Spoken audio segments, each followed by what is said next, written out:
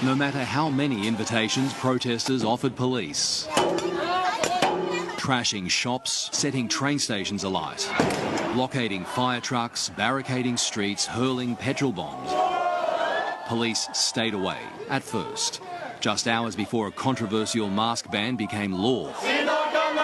Masks were everywhere. Keep wearing the mask? Of course. Maybe.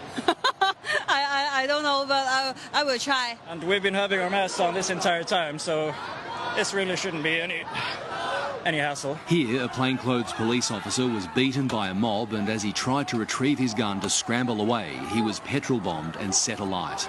There are claims he had just shot a 14-year-old boy. He fired one shot in self-defense. We were at Causeway Bay in Hong Kong's Central District. Activists smashed their way into Bank of China, pouring accelerant and running wild inside, and then scared shopkeepers who had not closed already quickly did. The Union Jack was flying, so too the Stars and Stripes, yet a Starbucks cafe was also trashed, an indication perhaps that anarchists are hitching a ride on the pro-democracy wagon.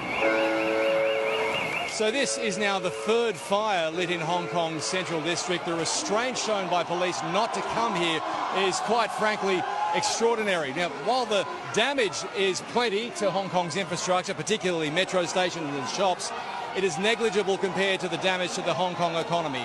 Tourism, which Hong Kong relies on, is down 40% because of these protests. When police did arrive, crowds scattered. Confrontation was minimal, perhaps a relief for both sides, as Hong Kong heads into a 3-day weekend and more of the same. And Robert Ovadia is in Hong Kong, where another protest has just taken place. Well, you can tell that it's peaceful right now. There's just chanting and little more. But if you go unprecedented, you would have to say it will get ugly tonight. It has started peacefully, every single protest we have seen for the past 4 months, but then it has turned ugly, specifically at night, and then you get what we saw last night.